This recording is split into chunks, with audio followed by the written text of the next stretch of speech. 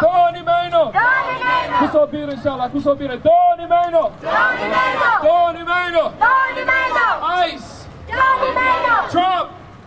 Hey everybody, I am Georgia Ford, a new member with Unicorn Riot.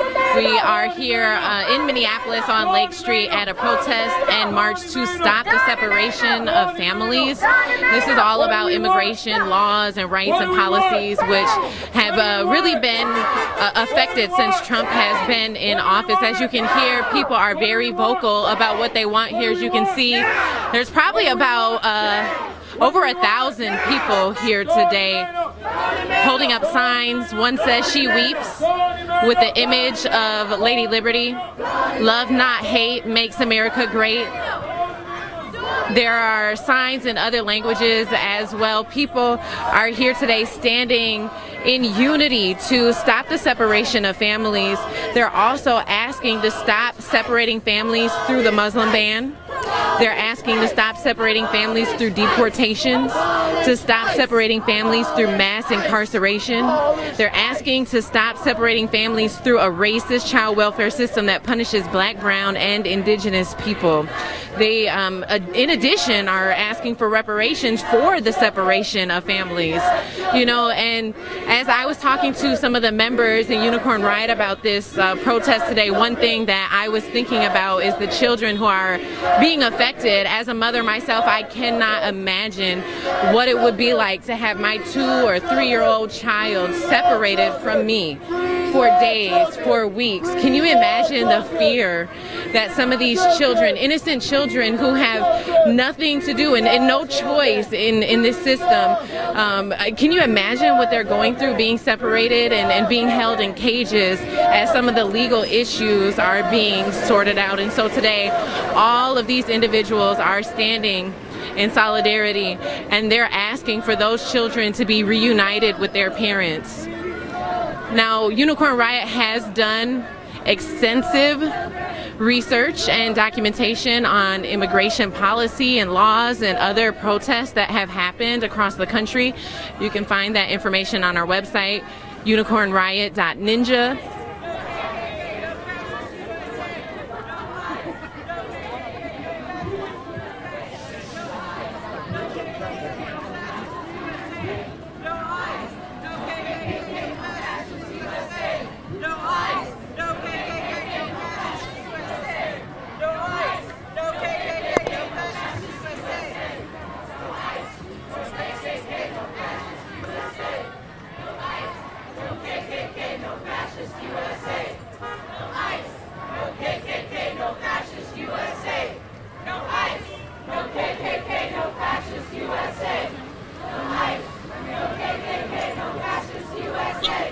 All right, so I'm here with Avery. Avery is one of the individuals who's protesting today. And Avery, can you tell me what brings you out today?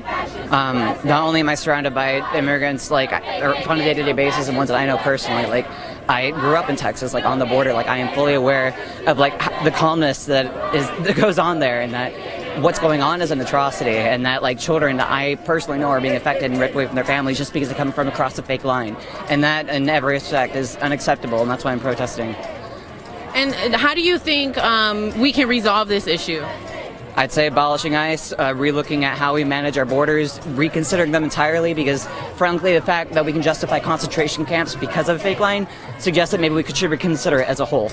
And for those people who are, you know, kind of questioning why are people coming out to protest, what is at the core of this issue that people really need to know about?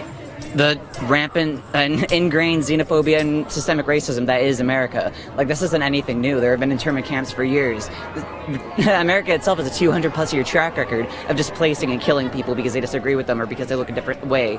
This is just a continuation of that, and I think it's time to end now. It's 2019. This is sick.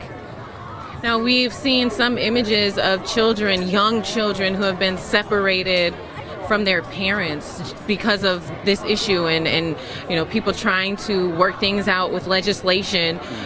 What are your thoughts about the children who are being impacted by this issue?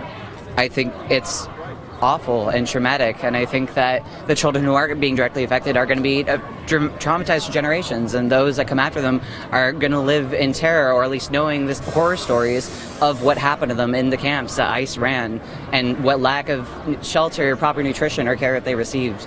Like this, I hope that this is what goes down in history as one of the worst times in the U.S. because this is unacceptable.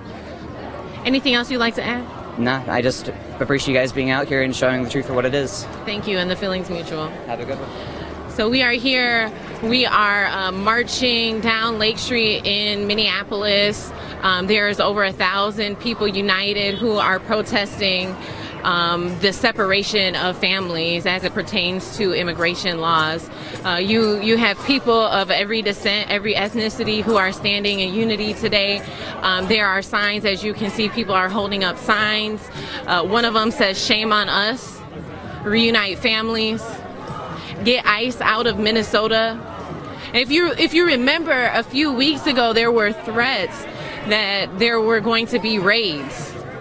And although that did not happen, you have hundreds of people who were affected even just by that threat, by the notion that they may be deployed. I have friends who are not legal citizens, and they live in fear every day. They can't drive. They would rather just walk miles to work than risk being pulled over by police, which means then in turn they would be separated from their families and deployed. And so this is impacting people's day-to-day lives. We've even reported on stories of mothers who are hiding in fear with their children, who don't want to come out, people who are hiding in churches for weeks and months at a time just because they don't want to be deployed, they don't want to be separated from their family. And even recently with the Real ID laws, and the controversy about allowing immigrants the ability or the privilege, the legal privilege to be able to drive.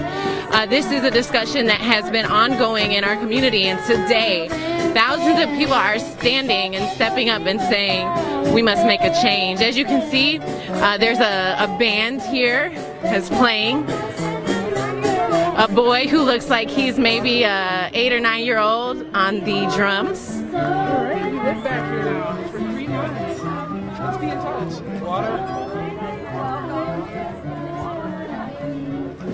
As you can see, the community is really united today and standing in unity to stop the separation of families. Loving this brother, loving this brother. I love you, man. How you doing now? Listen!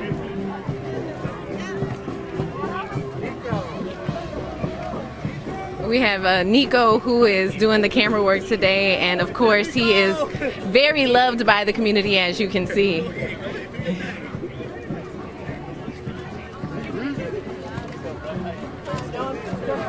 Otherwise, it's totally would. But thanks for being out here.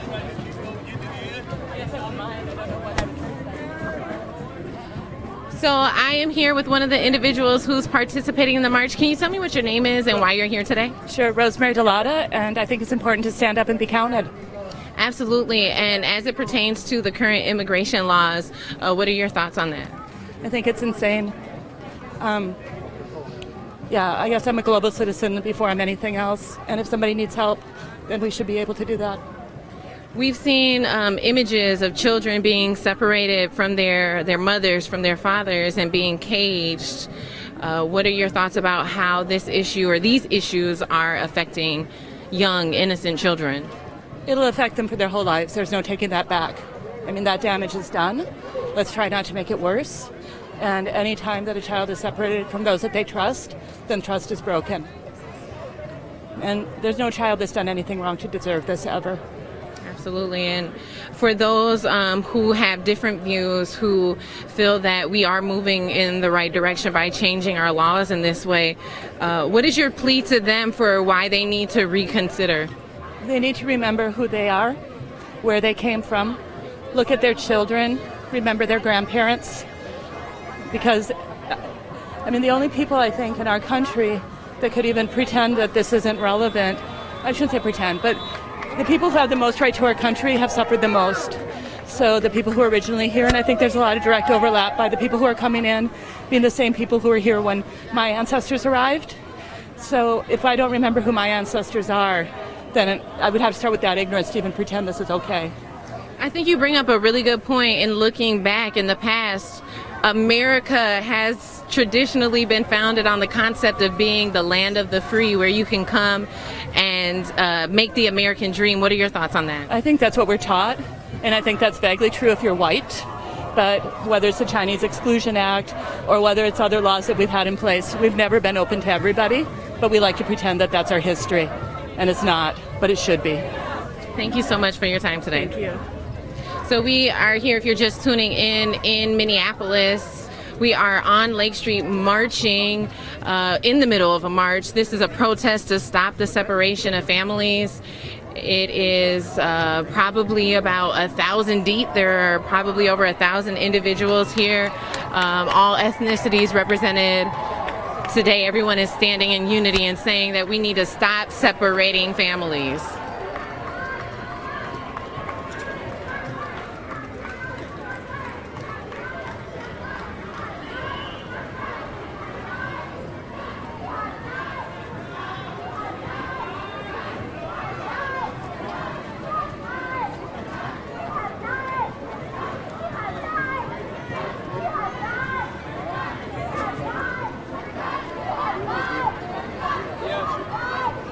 I am here. What is your name? Ali Yusuf. And why are you here today? So we're here part of the Sudanese community. So we want to support what's going on, just inform people about what's going on in Sudan, and also support the struggle versus what's going on in at the border, because really injustice anywhere is a threat to justice everywhere.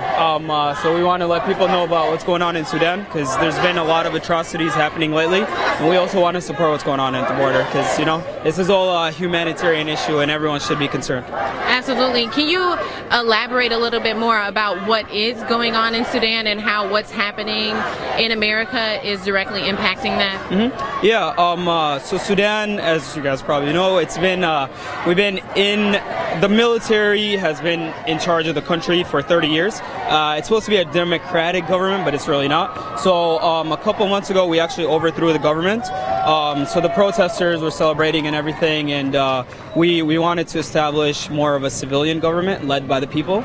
But the military actually ended up taking over. So actually on June 6th, one day before Eid, which is our most holy holiday, the military came in and just killed a bunch of people. Over 100 people got killed. Over 50 women, men, and children were raped, and many people are still disappeared. We still don't know where they are. So right now, people are they're demanding freedom, they're demanding justice, so they're out in the streets. So we're here. The least we can do as being Sudanese Americans outside of Sudan is, you know, just to raise awareness and let people know what's going on in Sudan. And really, the struggle that's happening right now in America relates to our struggle, because it's people are being suppressed from basic liberties and democracy and human rights. So this is a whole global thing, and we want to let people know what's going on in Sudan and support what's happening in America also. Absolutely. And so with our current immigration laws, are those who are in Sudan who want to leave, are they actually able to leave and come to America? That's part of the issue also, is because there's the Muslim ban. One of the countries in the Muslim ban was Sudan. So we're actually affected by that also. So the people in Sudan that are struggling and they're being killed and they're being oppressed, they can't even leave the country because USA won't accept them. So it's really a global thing, as I said. So it's just it's a really sad situation. Yep. And so you're an American. Yeah. How does this impact you, even though you're a Sudan American? How does this impact you directly? Yeah. So really, when everything was happening in Sudan, I felt it, because, you know, it's like, those are my people. I'm here, I'm American and I'm Sudanese, so this affects me because my cousins, my grandma, my whole family's in Sudan, so they're being affected by this. So given the fact that I live in America and I have this privilege, I want to use my power to let people know what's going on in Sudan, try to raise money and spreading awareness about all of the issues that's happening. So yeah. Anything else you'd like to add? No, just I love the support that's happening right here. All these people, when you look around, you don't see, you know, there's like every single race and color and creed and religion. We're all in this together, and this is just beautiful, the unity that's happening here. So absolutely. Thank you so much for your time. Again, if you're just tuning in, we are in Minneapolis. We are in the middle of a march on Lake Street. People are uniting today for the ending of separation of families. As you probably know, immigration has been a hot topic with the Trump administration, really implementing the Muslim, as that gentleman just said, and really asking for people who are not citizens to be deployed.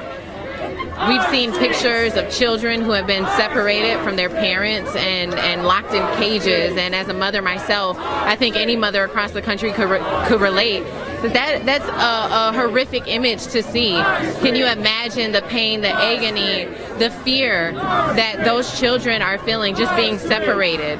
And regardless of where you stand on the laws of immigration, no child should really have to be in the middle of this fight. Immigrants are welcome here.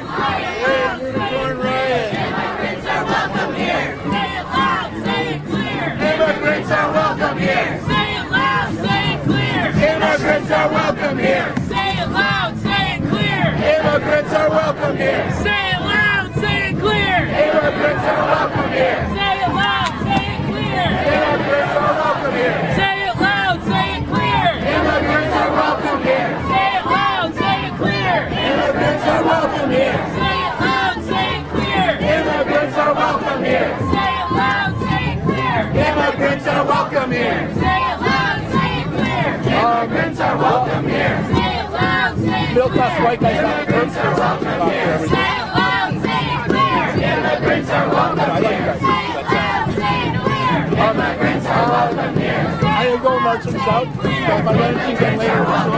But thank you. Thank you for what you guys do. Immigrants are welcome here. Say it loud, say it clear. Immigrants are welcome here. Say it loud, say it clear. Immigrants are welcome here. Say it loud, say it clear. Immigrants are welcome here. Say it loud, say it clear. Immigrants are welcome here. Say it loud, say it clear. Immigrants are welcome here. Say it loud, say it clear. Immigrants are welcome here. Say it loud, say it clear. Immigrants are welcome here. All right, so I'm here with a mother who is in the middle of this march with her child. Can you tell me what brings you out today?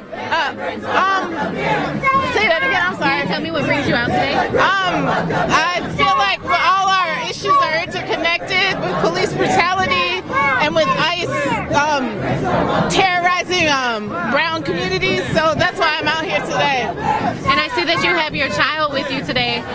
What made you decide to bring your child? Well, I'll bring my kids to all these things. I want them to see that they're part of this community, they're part of a greater community than themselves, so I always bring them to these things. How did you, I'm sorry, your son or your daughter? Daughter. And how did you explain this to your daughter, what she was participating in today? I think she kind of understood what she was participating in. Did you get what you were participating in? I think. Did she talk to you? Yeah, she can talk to you. Can you tell me why this is important to you? What made you want to come today? Huh? What made you want to participate today? Because I had a microphone. Absolutely. How old are you? 9. And what chant were you just chanting? Say it loud, say it clear. Absolutely. Thank you so much for coming today. As a mother, have you seen any of the images of the children who have been separated? I have, yeah. And as a mother, how has that impacted you? It breaks my heart. It does. It breaks my heart that that's happening. That mothers and children are being separated. That kids are being killed at the border with their parents. I saw the picture of the drowning last week, and that broke my heart. Like what people are going through just to get here. And I know historically America has been the land of the free. It's been the place where people can migrate and they can have a dream as long as they're willing to put in the work. Do you feel that American dream is threatened by our current immigration laws? No. I think if people want to come and make a life for themselves, they should be able to come here and do that. And there shouldn't be like who can and can't come. I don't like that. There should really be no borders. But I mean, the way the system's set up now, that's how it is. But I feel like people should, if people want to come here, make a better life for themselves, because the life that they have in their other countries is bad, then they should be able to come up here without any being treated like criminals. As Absolutely. Anything else you'd like to add or anything you want people to know about this topic? Thank you so much for your time today. Again, if you're just tuning in, we are in the middle of a march in Minneapolis. We are marching down Lake Street. This is a protest to stop the separation of families. People are asking to stop the Muslim ban. People are asking that people are not separated, children are not separated at the border, and they're asking really for a change as it pertains to the immigration laws that Trump has implemented. As you can hear, people are chanting, holding up signs, standing in unity. There's a band here. Big trombones and drums.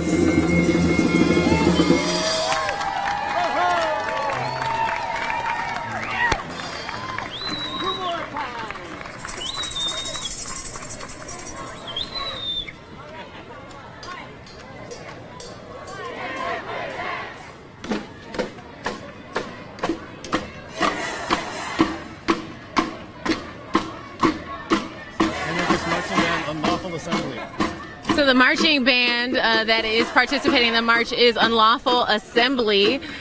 They are dressed to the nines today with all their black and gold. We see them in the community often, standing in unity for human rights.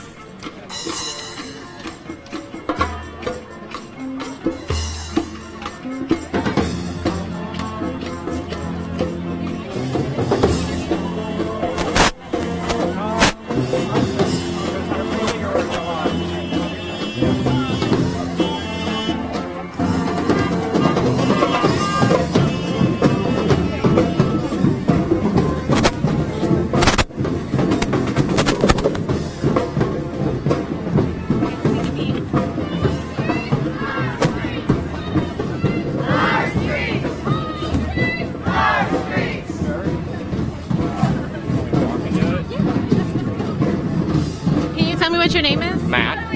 Matt, what brings you out today? Just to protest what's going on with separating families and the crazy immigration policies. Why is it important that people pay attention to the fact that the laws that are currently in place are separating families?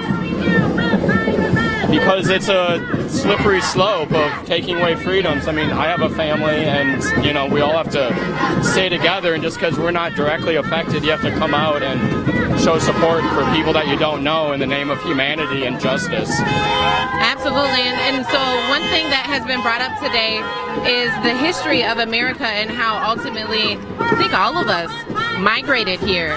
And so with the migration, with the immigration laws changing and kind of taking that away, how does that impact the future of America? I mean, it makes it worse. It just makes an America that it's hard to believe in, and not what we stand for, not what I've been taught to stand for, my parents, my grandparents, all the loved ones that I've known.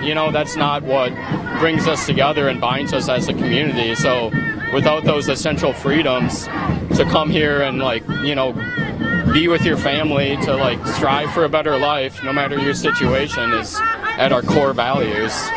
Absolutely. Anything else that you would like people to know about this? I think people just need to, whatever opportunity they have, to come out and do what they can, even if it's in a seemingly small way. Just having numbers and raising your voices and fighting for what you believe in is a very important thing. So, yeah. And that's your son? Yeah. Could you imagine what it would feel like to be separated from him, and how he would feel being separated from you? That's part of why we're out here, is because we're fortunate to not be in that situation. But yeah, it's hard to imagine. So it's when I imagine that's what drives me to want to participate more. Absolutely. Thank you so much for your time. Thank you. Yeah, it's really heart-wrenching to think about that, and I think that's really at the core of the issue, and why people are uniting and saying that this is not right. The way that we're dealing with this is not right. The laws that are in place right now are not right, and something needs to change. As you can hear, people are chanting. Justice! Again, if you are tuning in, we are in Minneapolis. We are marching on the south side of Minneapolis, and this is a protest to stop the separation of families.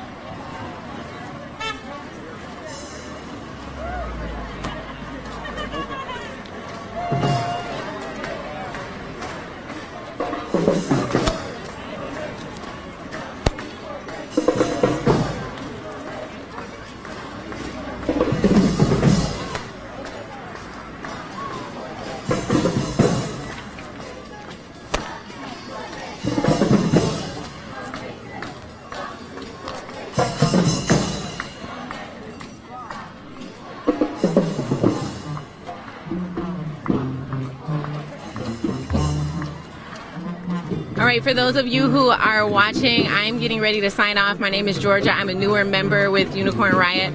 I want to thank Jen on the back end for helping us out, and Nico, who has been doing the camera work for today.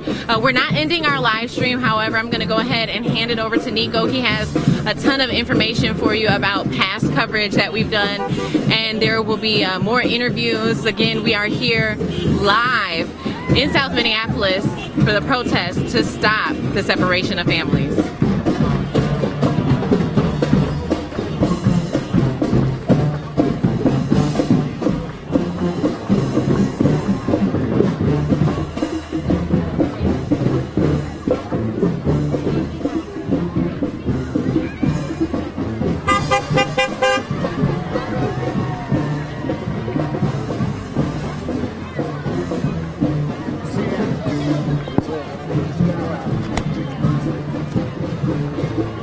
Hello everybody, welcome.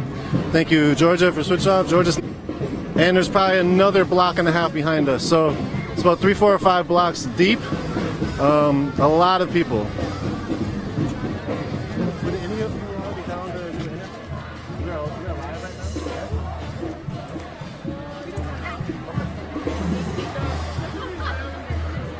now? So we see a sign, the barbarians are not at the gate, but in the White House. Empathy makes America great. Impeach now, respect people's humanity. Mom's so mad, she's here. So they got mom out.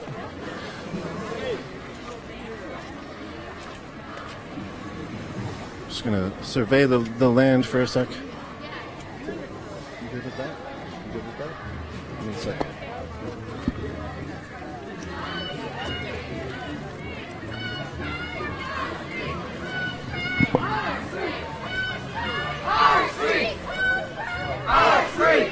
So we have a sign up here, says remember them, and it says 4 young victims: Carlos Hernandez Vasquez, Darlene Valle, Felipe Gomez Alonso, Jacqueline Cal Maguin, age 7, 8, 10, and 16. I think victims of the separation, possibly.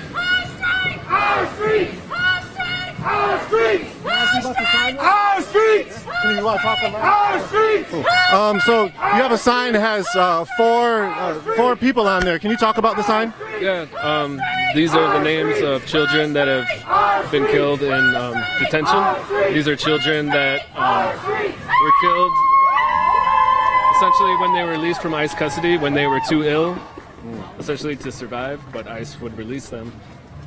So you wouldn't have to do a notice of death. So these are those children. Claudia Patricia Gomez was killed. She was shot and killed by CBP on the U.S. border. I mean, this is, Darlene Valle, Cristobal Calle Valle was not actually known to be one of the deaths on 18, almost. It was months and months after she actually died before U.S. government actually notified. So I just wanted to carry their names today, so that we know exactly what's being taken from the migrant and immigrant community. And then that's what's bringing you out, keeping families together? That's what you're I come from an immigrant family, so this is, I'm here for the people. Yeah. Anything else you want to say in regards to the sign or the policies that are happening right now?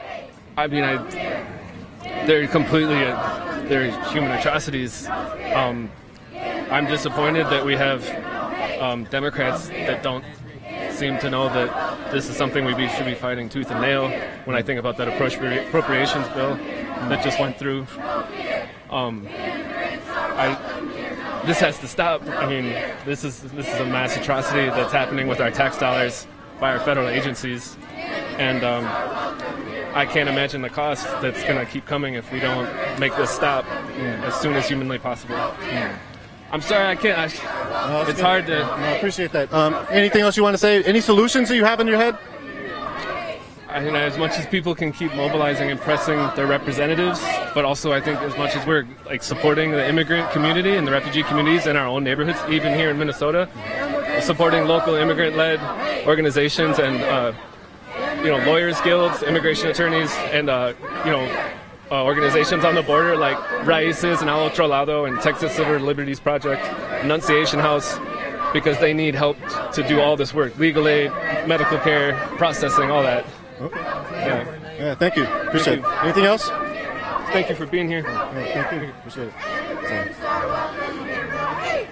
it. So we're here passing about 32nd, 33rd and Lindale. We have King Demetrius set up here live streaming. He's a local community independent journalist. Exactly what Unicorn Riot is, local independent journalists. Thank you all for the team, and thank you all out there for supporting our work. We're only able to do this because of you all.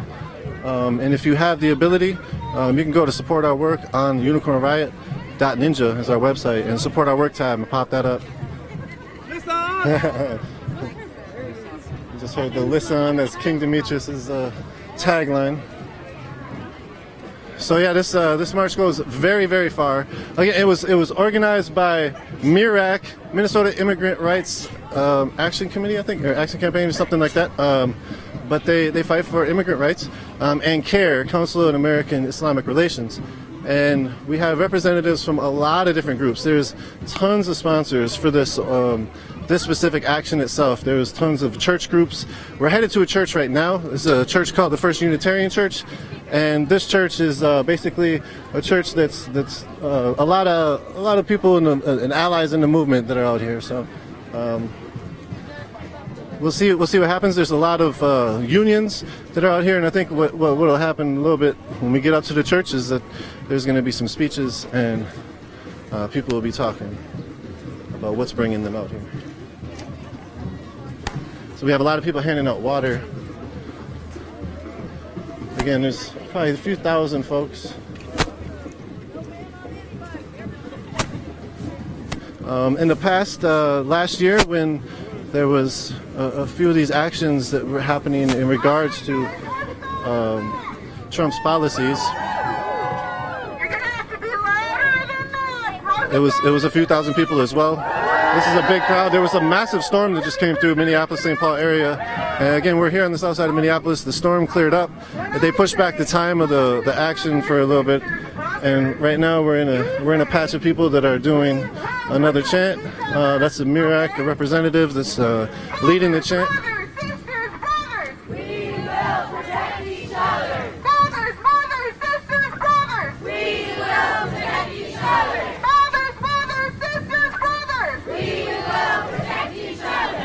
The sign up here says, Anne Frank died of typhoid, not in the gas chambers. Stop child detention. A lot of people are comparing the internment camps, the detention centers, to concentration camps, and then some people are having difficulties combating that or allowing that to happen in their head. What we've seen is that there's a very, very real comparison. Concentration camp is literally used to house folks that are not in the specific political alignment, and a lot of times, or nationalistic alignment, or religious alignment. And so these are, a lot of people call these concentration camps. They call them what they are. There's been concentration camps in America before. There's concentration camps at Fort Sill, at Fort Snelling, for the native folks. There's concentration camps continuously for the Japanese during the internment time during World War II. And it's a continual thing, you know, it's happening continuously. There's detention centers everywhere in America. It's a very prison heavy country, and you see now for-profit detention centers are coming up, and they're becoming well, not coming up, they've been up, and they're becoming also a housing factor for these specific folks that are getting caught up with no papers.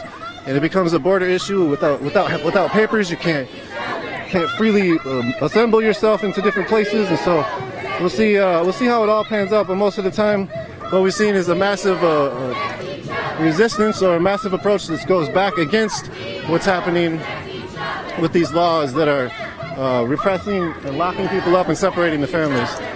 So we just passed Painter Park. You know, we're about to be up on 35th and Lindale. We'll get some more interviews when we get out to a different sect of the massive group out here. Just a few days ago, we were in Colorado live outside of the for-profit Geo Group Detention Center. Alex was with live the coverage out there. And there was a vigil. They read off names of folks who had died, of persons who were moving through countries and they died on the way, as well as I think they read other names of people. Yeah, I think that's what it was, because it was the longest day of the year. It was a solstice, and that was one of the toughest days to be migrating from country to country in the southern parts of North America and Central America and Latin America. So either way, what they did was they read the names out. They walked around the detention center and they found where the inmates were housed.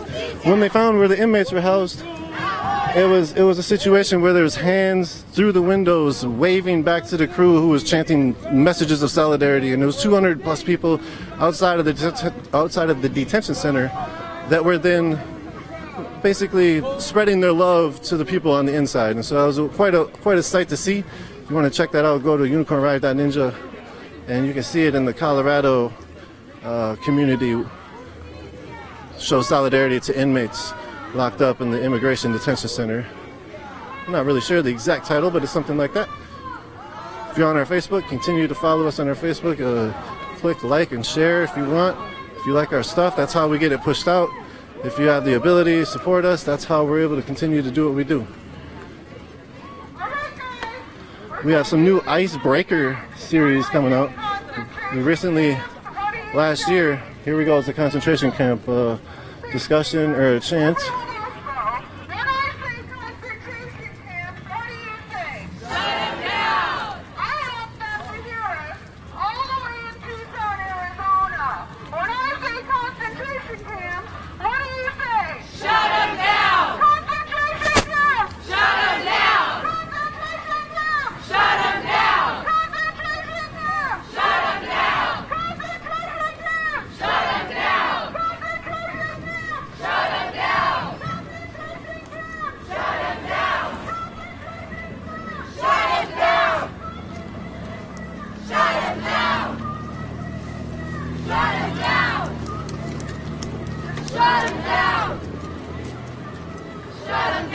So we see an artwork of basically a child behind cages, and right as we go by a sign that says cages are not for people. There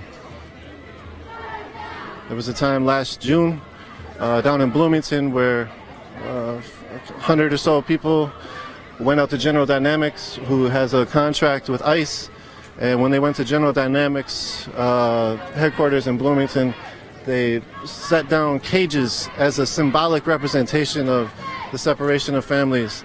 Quite a few people were arrested at that action, and it was an action to symbolically show the caging of families and the caging of children and the separating of families. And so that there's those types of actions happened all throughout the last summer. The Occupy ICE encampments. We have a lot of extensive coverage of the Occupy ICE Philly. Literally, people were creating occupations outside of the ICE facilities to try to stop ICE from doing its day-to-day work.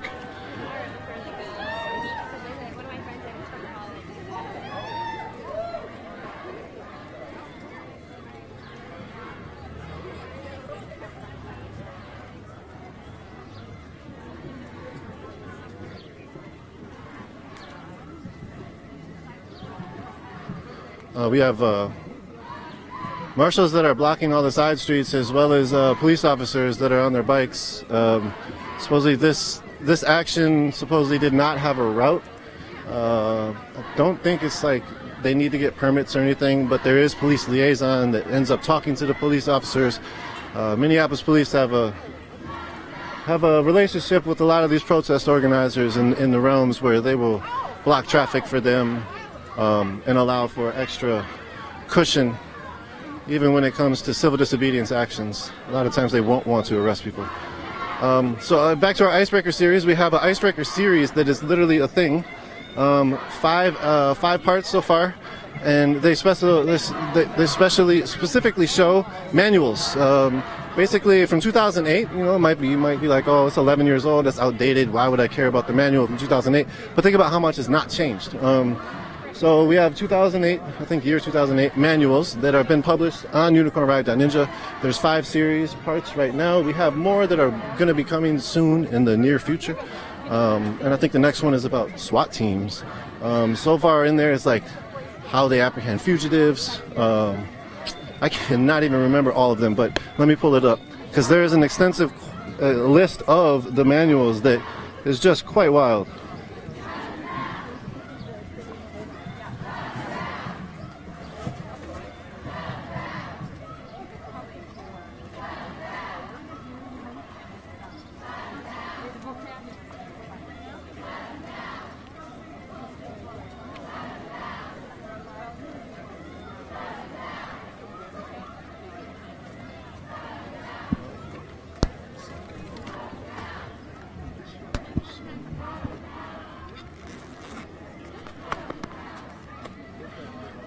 One second, everybody. Sorry about the technical difficulties we may be having.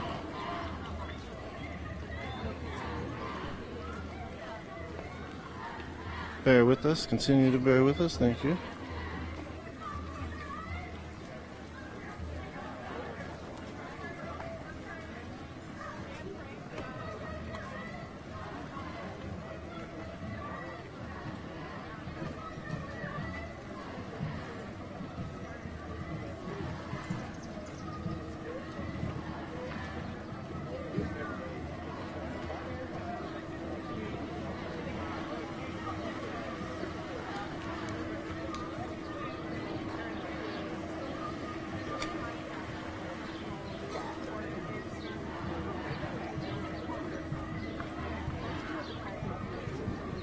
Okay.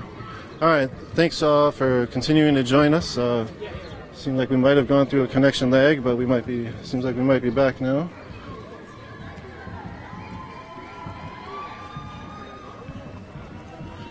Yeah, I think it's partly our connection out here down these side streets of residential neighborhood in Minneapolis on the south side. We're basically the uptown neighborhood. We're on 35th and Colfax at the moment.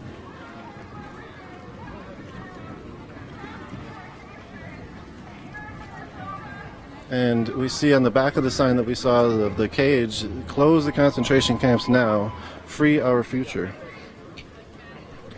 Again, the concentration camp issue is a thing. Physician against kids in concentration camps is another sign. I'm going to try to talk to that gentleman right there. In the meantime, I'll tell you the list of icebreakers that there are.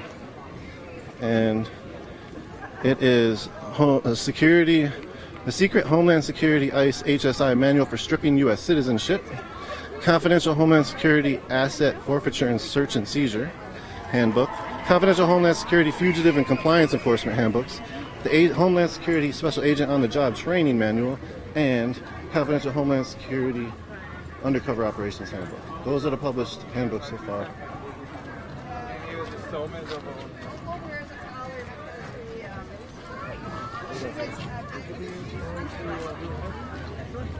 Sweet. All right, we're live right now. Sweet.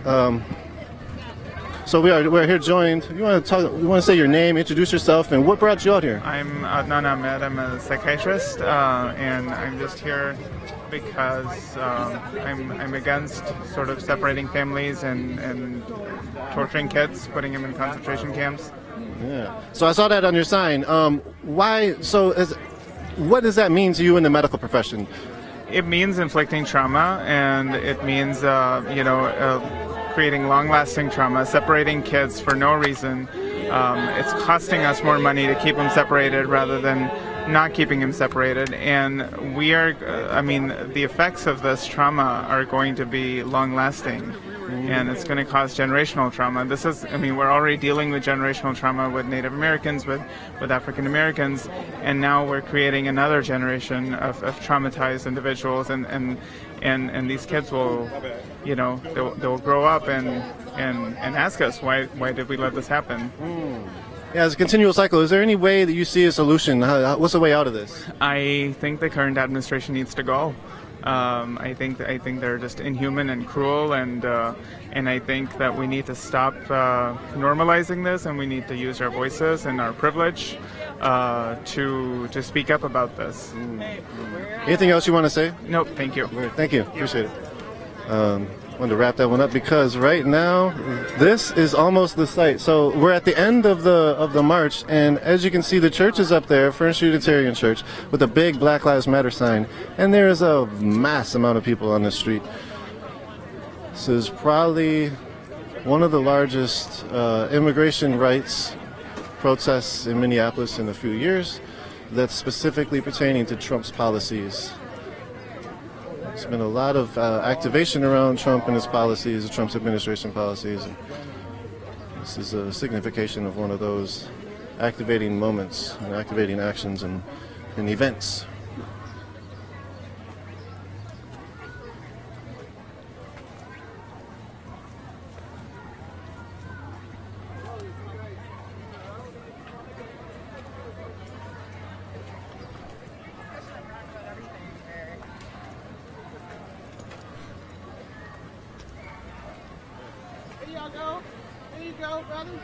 All right. Again, thank you all for joining. We have a big Black Lives Matter sign being passed out.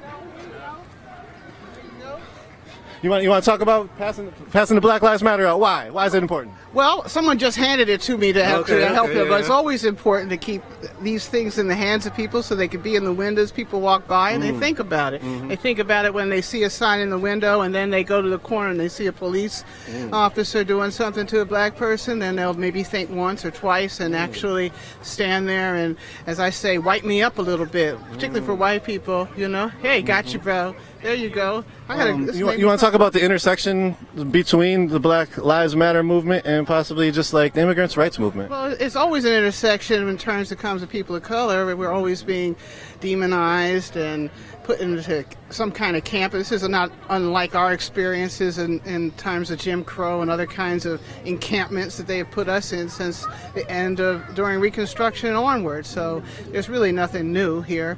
These alliances are absolutely critical in order for us to be able to hit where it needs to be hit in the future when these things are going to escalate and we're going to need one another. Well, I'll let you get going in a second. Real quick, what's a solution to some of this situation that we see at the border? Well, I think we need to have 1 million people show up at the border and surround those places and free those kids. That's what I think needs to happen. Wow. We need to let them out. Yeah. Thank you. Anything else? Take it over. Take it over. That's it. Right. All right. Sure. Thank you. Yeah, free-ish since 1865. Free-ish. Not really free, but free-ish. Yeah. Thank you, ma'am. All right, thank you so much. Thank you. So again, the First Universalist Church, they have a big "We Believe Black Lives Matter" sign. And right now, there's going to be some speeches that are going to happen, and we'll bring to you some of the speeches, and then we'll see. We'll gauge how things are, and might bring the stream down after a little bit. But right now, what you saw so far is the police have now blocked that area off to where it's safekeeping for all these people. There's marshals on both of the sides that are keeping the people safe.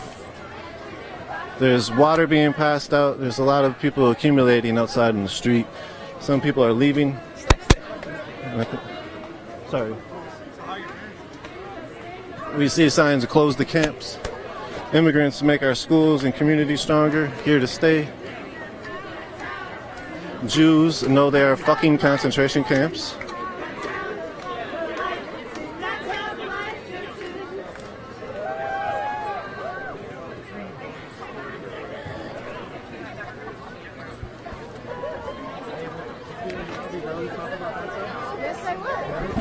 right, cool. We are joined. Do you want to just introduce yourself and what does your sign say? My name is Hava Kolkaful, and this says Jews know that they are fucking concentration camps. So we're a gaggle of various Jews here that are coming out in response to mainstream establishment, Jewish institutions trying to make the Holocaust something untouchable, something that's exceptional. Genocide and concentration camps are actually a very common form of violence, and we're here to say this isn't special language reserved just for us. This is what's happening on American soil. It's been on American soil since the creation of America, and we need to shut down the camps now. Yeah. All right, thank you. So, and you all, you created this. Did you all? The gaggle just came together, or how did you all come together? I posted on Facebook. A lot of us are with Jewish Community Action, but in general, it's just Facebook conglomerate of Jews. Okay. And then coming out in solidarity with this, I understand the concentration camp. Can you talk about more why you would be out here? Well, I think it's just having like a global view of how borders enact violence on various populations, and I want someone else help me here. It doesn't have to be just me talking. I'm here because my great-grandparents came to this country fleeing from pogroms, and I feel like it would be an insult to their memory if I didn't advocate for others to have the same rights. Anybody else? What else brings people here? Well, I know I'm here because I am black and I'm Jewish and I'm queer, and so I can recognize on a lot of different levels that people in my past, my ancestors, and also people like me in other places in the world and in America are facing huge amounts of oppression and have faced huge amounts of oppression. And as somebody who is thankfully able to speak up right now, I have a right to do that for everyone in the present and all of my ancestors. Anybody else? Okay, so and then I see another sign, Smash Borders from Palestine to Mexico, sort of on the same realm of what you were talking about. Can you want to just touch on how you feel about Palestine? I see Palestine written, a couple times, and maybe anybody. You don't have to. How much time do you got?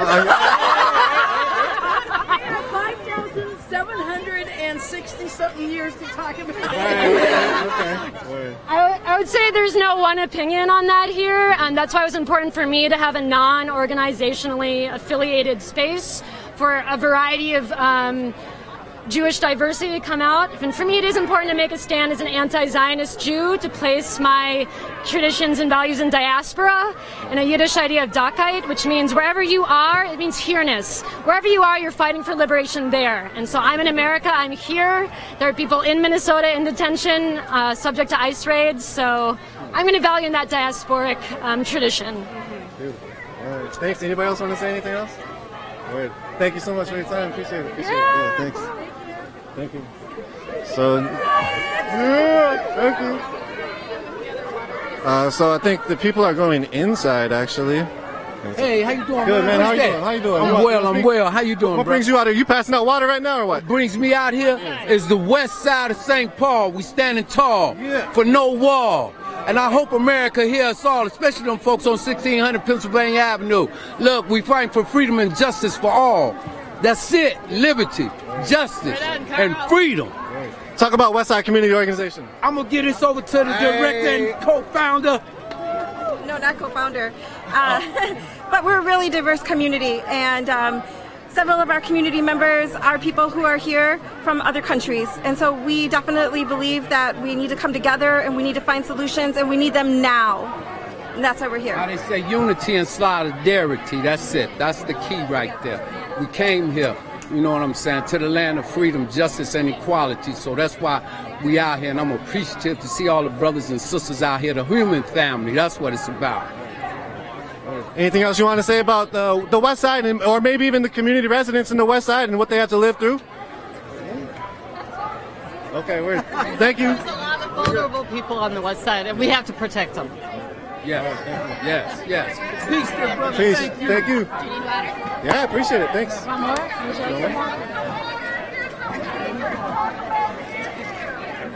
Thank you. So it looks like there's speakers are on inside.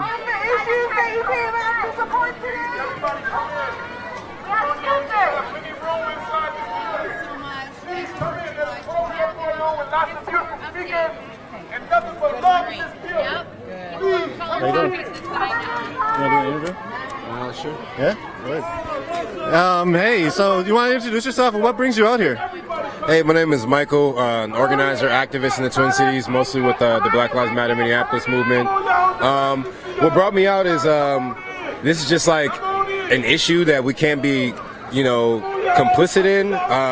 It's just like either you're for like what's happening in the U.S., like where they're literally putting children in concentration camps, and there's like fascists are on a rise. Either you're for fascism or you're not. I think this is a really polarizing moment for the U.S. It's like folks either have to act and not let this happen in our name with our tax dollars, or we sit back and let this happen in our name. So I think a lot of folks are feeling really agitated. That's why people are out here. They feel like they have to do something.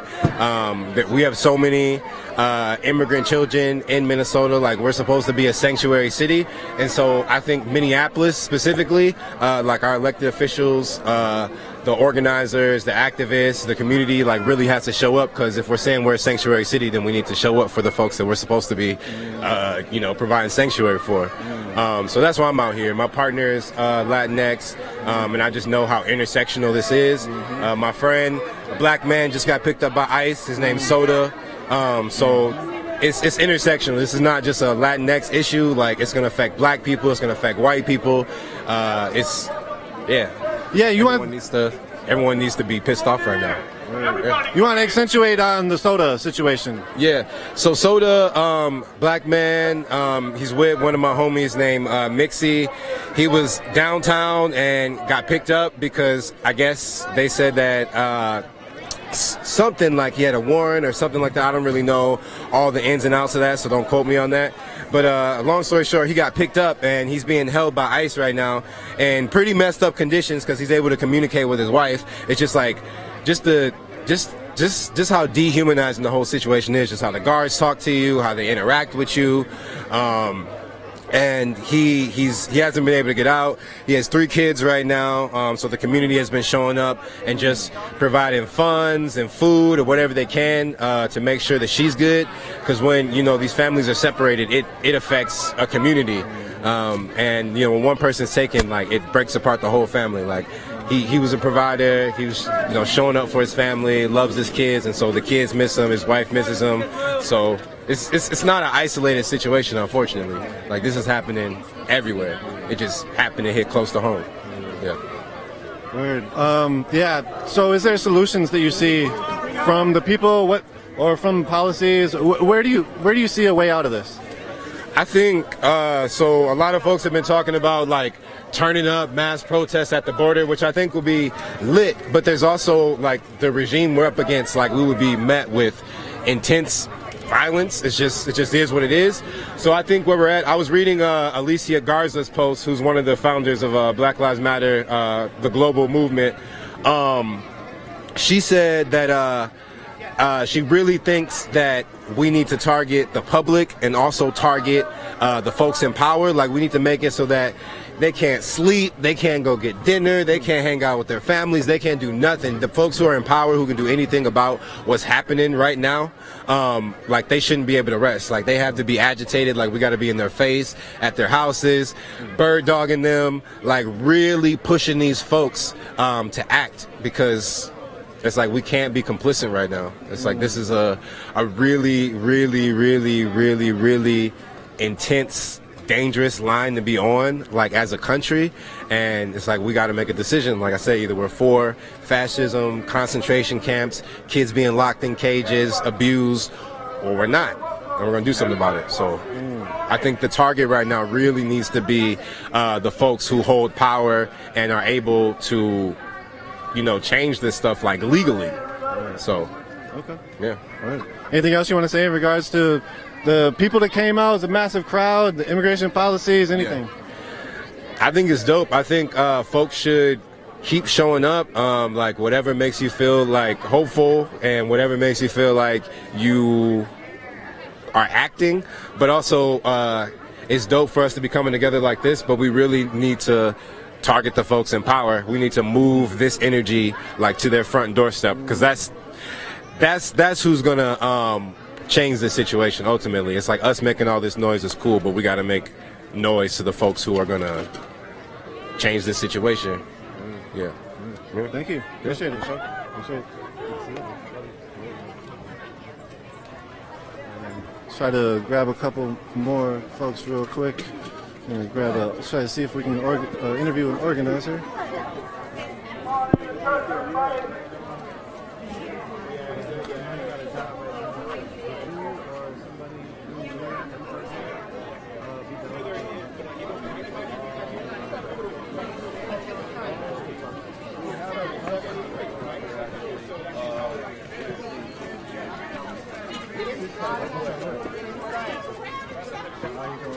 Yeah, we're gonna go in. How's it going? Good. How are you? See you. Have you done an interview before you go in? Yeah, sure. Okay. Loretta, will you take the kids in? Yeah. And I'm gonna just do this interview real quick. Okay, We'll y'all make it get fast. inside. Get inside, y'all. Sweet. Sweet. You want to introduce yourself and say what brought you out here and I had to start some racist shit. So I just shut it down because I was like, no, you're not gonna do like. Oh man, here we go. You want to introduce yourself and what brought you out here? My name's Sam with the Twin Cities Coalition for Justice for Jamar. We were one of the endorsers for the march, and we're here to stand together with MIRAC and the different people today in defense of immigrant families and kids and against this racist, you could say proto-fascist president. I guess you could even say it's getting kind of weird, and so we need to fight back, and that's why we're here today. When it comes to fighting back, we have a lot of people, thousands of people, but I know you're a solution-based person too. What is your solutions when it comes to these types of things? Sorry. I think we need to have like a multifaceted solution. I think people are going to make decisions on what that means to them, whether that means, go ahead and go in, honey. Go ahead and go in. Thank you. Whether that means, some people will look at voting, some people will look at marching in the streets, some people will look at legislation, some people will look at other methods, and I think all those methods are okay because we do need to have a multifaceted movement, and so all these things are a part of it. So that's what that means to me. Word. Anything? I know I'm going to let you get back in. Anything else you want to say? No, I just keep on being in the streets and power to the people. Word. Thank you. Appreciate it.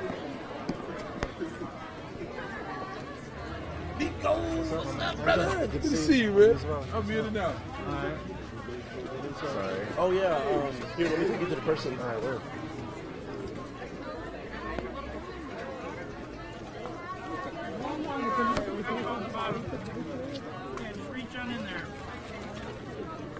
I'm going to speak to another person in a moment. So Mari's currently doing an interview right now. Just okay. Thanks. Appreciate it. I'm going to speak to one of the MIRAC organizers in a few moments, but to give you a recap of what happened, a massive storm rolled through. It was an event supposed to happen at 2 o'clock. A massive storm pushed it back for 30 minutes. People gathered at Lake and Nicollet. They went from Lake and Nicollet on the south side of Minneapolis and walked about a mile or two to 34th and DuPont, where we are right now. We talked to a lot of people that were inside the march, and a lot of people had a lot of the same things. 1 second, I think we are... Sorry, we might be having a little bit of connection difficulties. Maybe let's move to like right here. See how we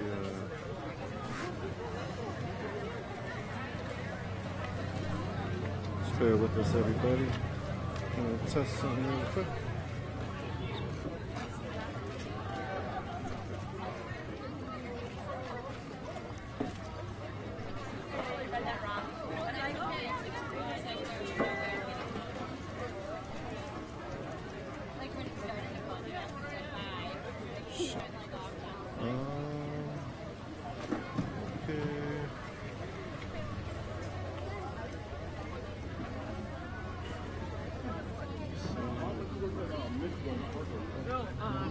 Theater.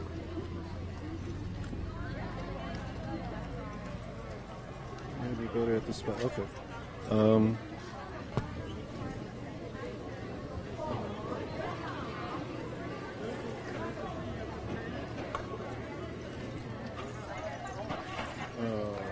All right, cool. We are going to bring you one last interview in a few moments, and from there we will bring the stream down. Again, we appreciate everybody coming in and tuning in to the feed from South Minneapolis.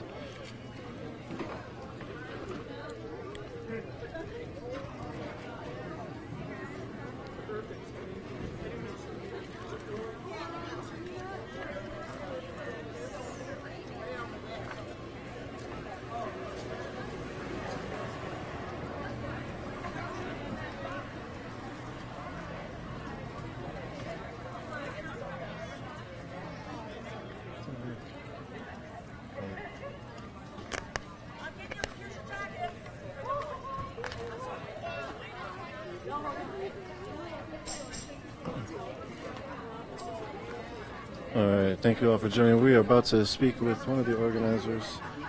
Sorry about the connection difficulties right now. We are on the side of a building where there's not very good connection. Hi, yes, I'm ready. See, thank you. We have like a weird connection, so if like you could stand right around here, it's weird. So thank you for joining. We saw you doing the march, just being energetic. Thank you, I tried. All in the microphone. You want to introduce yourself and what happened here? I'm Mari. I'm an organizer with MIRAC, Minnesota Immigrant Rights Action Committee. We came out today to say that we want these concentration camps at our border shut down right now. We have to end this system. There is no way these camps get better. It will only get worse. 7 children have died so far, and only more will continue to die. Mm-hmm. You had thousands of people out here. How did you all do it? Actually, it's really funny. We thought we were going to have really low turnout for a really long time. In the beginning of planning this event, we had about 30-40 people RSVP'd. And then, strangely enough, certain things happened. A lot came out from the concentration camps. Children were dying. That really motivated everyone. Then there was a big worry about whether or not raids were going to start up again. That motivated people. Since then, we've had about 100 RSVPs a day coming in. It's been growing and growing ever since, and we're just so glad that people still care about these issues. What does it mean to you all be putting the work in and then have so many people show up? It's really great to see that people care. It's hard when you're doing that everyday work to know if the rest of the population cares, but everyone came out today. These are all kinds of Minnesotans here today. Everyone was here to say that this system has got to go. And it's really great to see. This is not a Democrat or Republican issue. This is a humanitarian crisis, and all people, all Minnesotans can care about that. Really good. When it comes to MIRAC, how does MIRAC then, or organizers such as MIRAC, push forward with this momentum from these streets into everyday action or everyday life? We do a lot of different things to help with deportation defense. We do things like going to someone's court case, visiting them in detention. When people seek asylum, their cases are very much based on the community they have surrounding them and whether or not they see that as a flight risk or as a way that they would stay and be a part of our society. So when you show up for someone's court case, you can save someone from detention. If you write an inmate in detention a letter, it can stop them from being deported because the judge will see that and know that there's a community behind them that supports them, and that can change someone. That can stop someone from being sent back to a home country where they could die. It's really important to know that people of all skill levels can do something in this movement. I'm an artist. I paint a lot of signs. We have people who sew. We have people who email. We have people who write letters. There's all skills are needed in this movement to make a difference, and you can save at least one person from being stuck in the system of oppression. So if somebody was watching this and they saw that, how would they find out more information what you were talking about? You can check out our Facebook. We will be sharing more information tonight about more things that you can do. If you're in the Minneapolis area, you can stop by one of our meetings. We meet every Thursday, not next Thursday, but we meet almost every Thursday from 7 to 9 at 4200 Cedar. You can find out more on our Facebook. We'll also be sharing from a lot of other great organizations. There's Mariposas Sin Fronteras. This is an immigrant-run organization in Tucson. They help LGBTQ people seeking asylum. They do a lot of the stuff I was talking about, visiting people in detention, writing letters, raising money for bond. It's so important to know that the people in detention have bonds of $30,000. Yes, and this is not the same as the bond that you or I would pay in a criminal court where you pay a percentage and get it back. You have to pay the whole bond. Okay, so it's a lot of raising money for people people, fundraising for lawyers, getting people in touch with the right people, making sure that they know that there's someone here supporting them. It's a pretty complex issue when it comes to detention and how. Do you want to talk about just briefly how are they separating the families at the border? Like, what are they doing? And then when they're housing the youth, what's happening to them? Okay, so it is a very big, complicated system. What you need to know is that what's happening, why these kids in particular are being interned is because when their parents and them, they're either walking through the desert or coming through a port of entry and immediately declaring themselves for asylum. That's all how it's happening to all these kids. And then from there, Border Patrol is either violating international law by refusing to let them in, or they're taking them in and straight to these camps. Legally, our government can only detain children for 20 days. The Republicans in Congress would like to extend that to 100 days. It's important to note that when these kids are in detention, they have no access to a private bathroom, a shower, or a change of clothing. That means that they are spending 20 days in the same dirty clothes, all right? And it's so important to know that that's the way they want the system to be. Our government is paying private companies $750 a day per inmate to detain these people. They are not spending that on soap, blankets, or food. These people are receiving ramen noodles, cup of soup, and microwave burritos every day, and it's because they want them to be in this situation. They could provide, but they're not, and that's because they want them to be dejected and sad, so weak and tired that they are not able to fight back. That is why the system is the way it is. When you see people trying to give donations to centers and them rejecting them, it's because they don't care. They don't want that. They want these people to be as low as they can be because that's what they're looking for. It's important to remember that this system is created with the least amount of government oversight of all of our federal policing agencies. That means that there is an incredibly high rate of sexual abuse in these detention centers. There have been over 4,000 claims in the last 4 years of sexual abuse in these detention centers on migrant children. That's more than 1,000 reports of sexual abuse a year. And most of these cases are being rejected due to lack of evidence. So nothing is happening. And I'm sure that more kids are being abused, but they are afraid to report it because they know nothing will happen. That is what the system is created to do. Thank you so much for that wrap up. Is there anything else you want to say? I know you gave us a lot of time. I appreciate it. I would like to mention prevention through deterrence. This is a policy, a federal policy created in 1993 when a Democrat was president.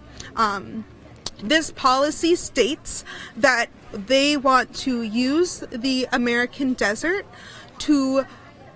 and they want to use the walls, they want to use the surveillance towers, border patrols, checkpoints. They want to use all of that to push people into the uninhabited United States desert to die, to control the flow of migration. This is a federal law. You can look it up at the Department of Homeland Security website. It says it's working very well.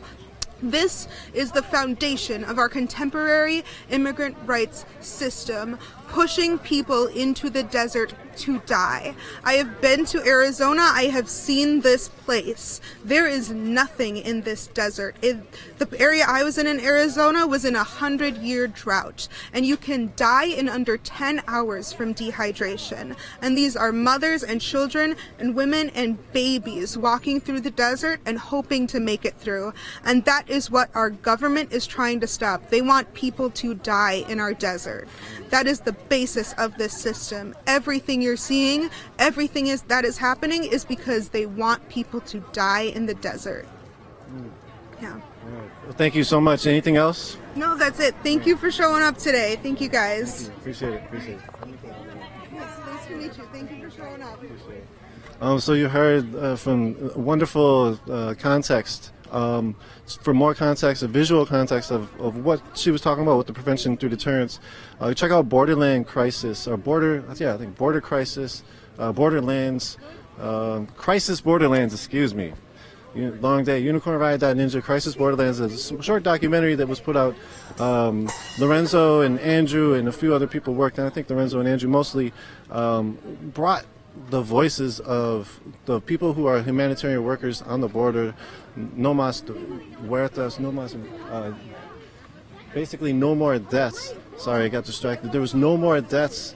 Humanitarian group, Catholic workers, and a few other people. One of them is Scott Warren. Scott Warren has just gone on trial, and I'm not sure where that specifically stands. There's another trial coming up, I think, on July 2nd.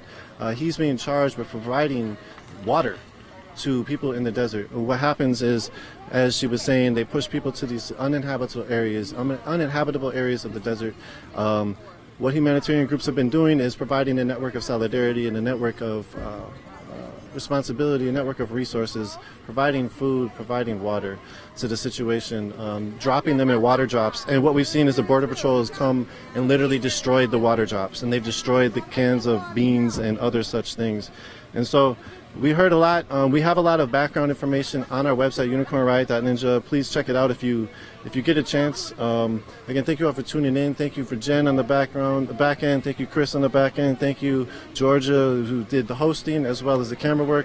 I'm Nico. If you like our media, go to unicornriot.ninja. Go to support our work. We also just did a piece on Wayfair. You know, it's a lot of employees from Wayfair who just went this massive action a couple days ago out in Boston, so check that out as well. And they were going against specifically providing the materials needed to run some of these detention centers and these concentration camps, as they were so called. And so you see it, that was thousands of people. It was sort of a abolish ICE protest in a lot of ways, but it was under the banner of Stop Separating Families. It was, again, organized by the two main organizers, CARE Minnesota and MIRAC, and co-sponsored by tons of organizations. Inside, which we're not going to be able to get to you because of our connection difficulties, is a bunch of speakers going on. They're talking about the specific issues that everybody was just talking about out here. And again, thank you all for joining. We have a lot more information on the stuff in Colorado going around with people seeking sanctuary, a lot more information on the immigration policies and people fighting back, and Occupy ICE stuff last year. So continue to check out our work, unicornriot.ninja. Support our work if you can. Micro donators help tons. $2 a month help us tons. So if you are able to do that, much love. Thank you. And we're going to take a stream down. Peace, everybody.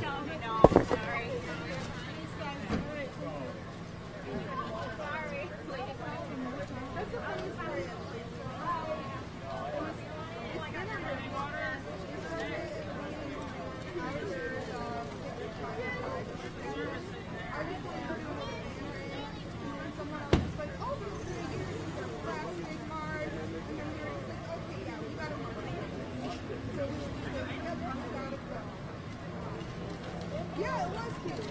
I think it was the initial shot.